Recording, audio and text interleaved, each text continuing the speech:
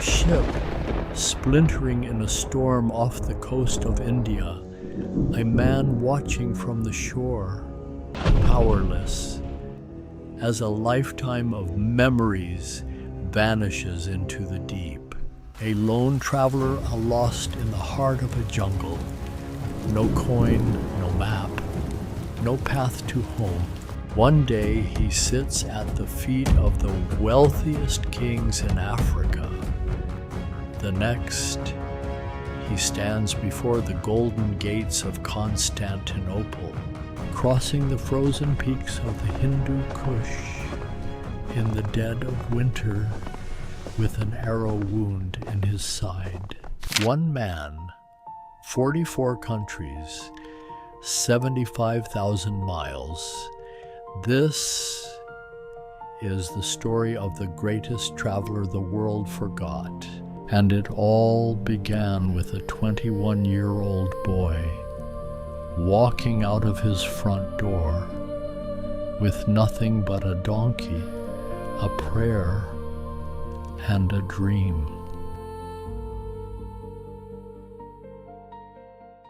Tangier, Morocco, the year 1304, a city on the edge of the world, where the Mediterranean Sea meets the Atlantic Ocean, where Africa almost touches Europe. This is where Muhammad ibn Battuta was born, the son of a legal scholar. Raised in a world of books, laws, and religion. He wasn't a soldier, he wasn't a merchant, he wasn't a prince. He was just a student, a young man who had spent his whole life in one city, reading about the rest of the world. Until one day in June 1325, he decided to stop reading about it and go see it himself. His goal was simple, or so he thought.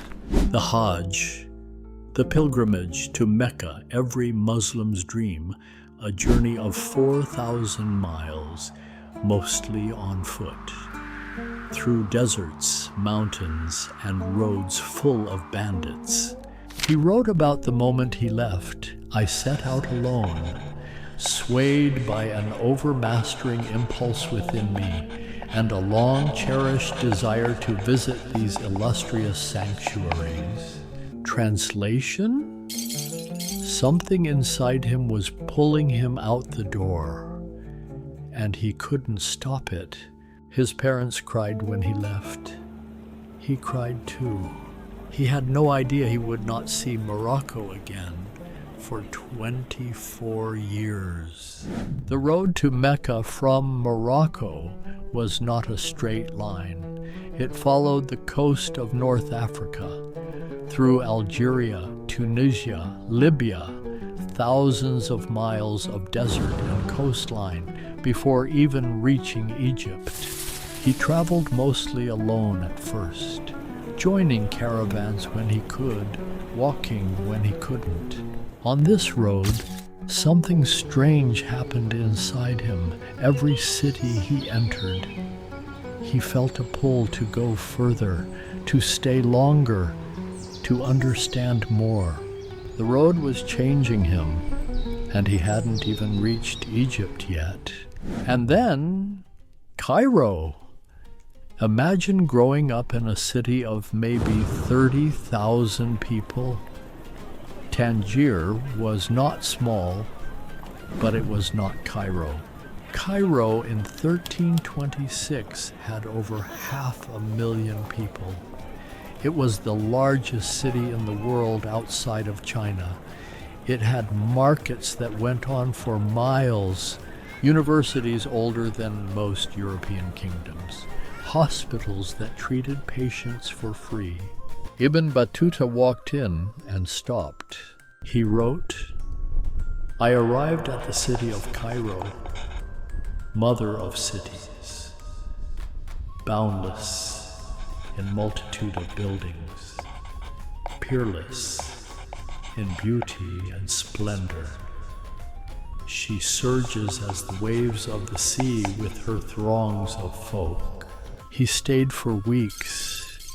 He couldn't leave, but the road was still calling.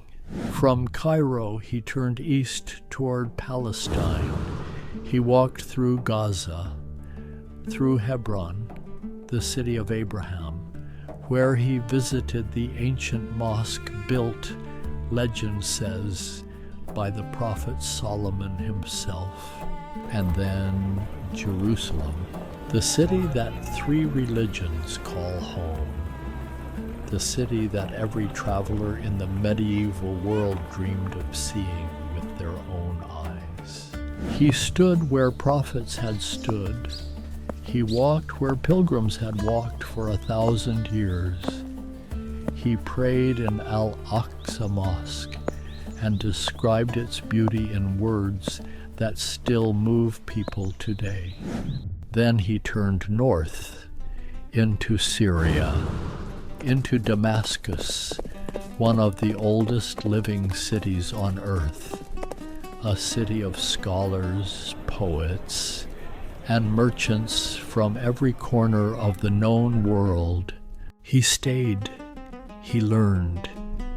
He ate their food and sat with their scholars, but the road was still calling him. Mecca was waiting. After months on the road, he finally arrived. Mecca.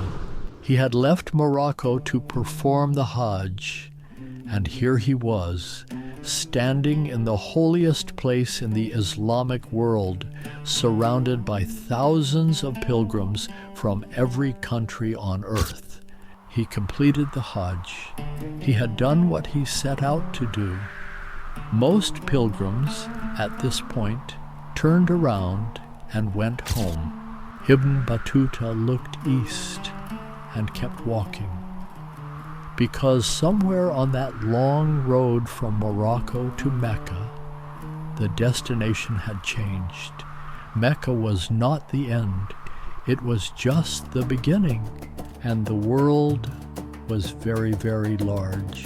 In Episode 2, Ibn Battuta leaves Mecca and disappears into the unknown.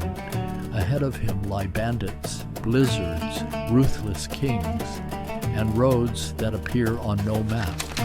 Subscribe, and we'll see you in Episode 2.